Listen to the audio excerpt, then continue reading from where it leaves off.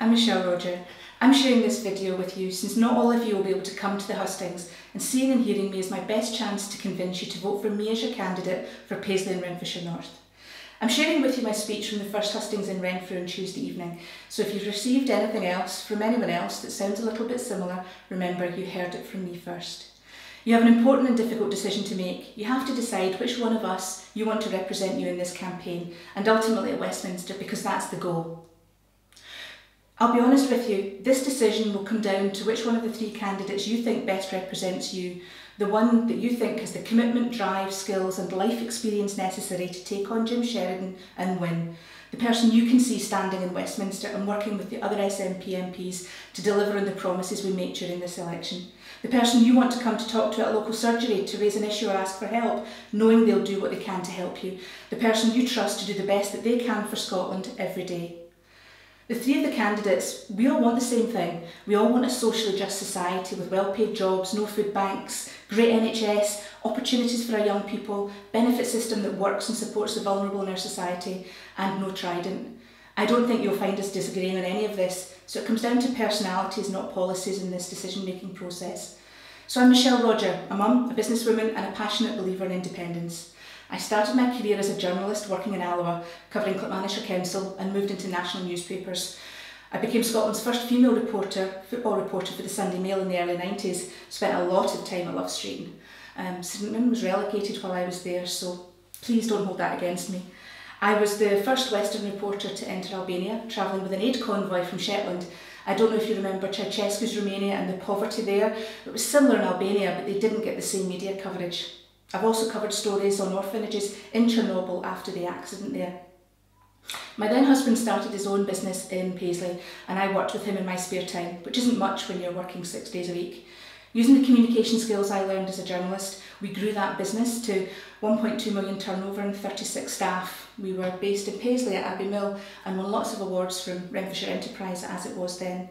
When I exited that business, I launched Tart & Cat, my current business, which is a communications consultancy.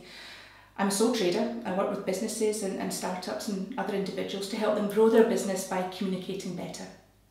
So as a sole trader, I have the opportunity to put that business on hold.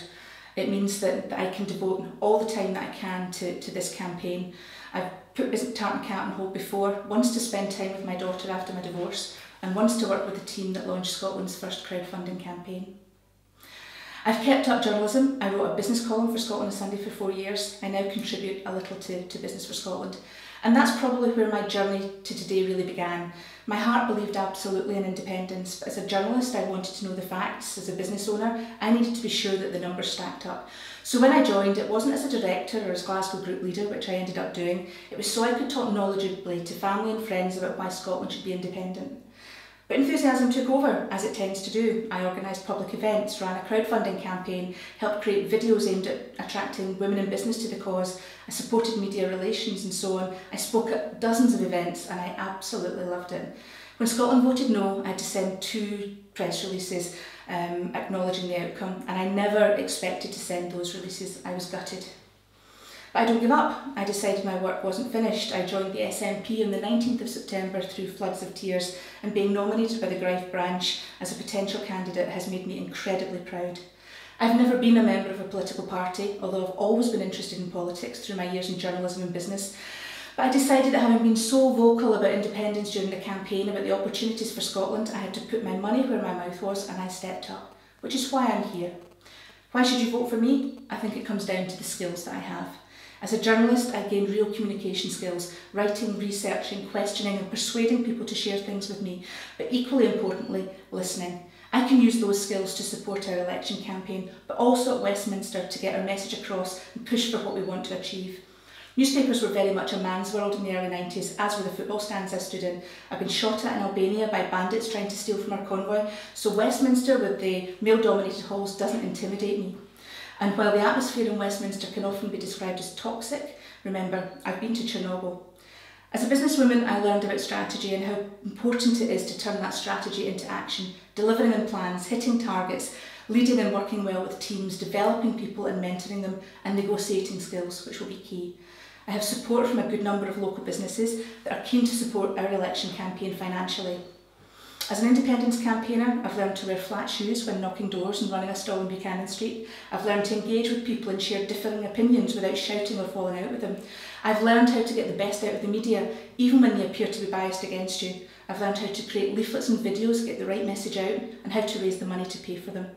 And as a mum, I've learned what's important in life. It's family, and it's doing what you can for others. Giving your family the very best you can and showing them the right way, instilling the right core values in them. I intend to bring that compassion and integrity to the campaign and to Westminster. I want to do this for you, for us in Paisley and Renfrewshire North, for Scotland. Please vote for me to be your candidate. I won't let you down. Thank you.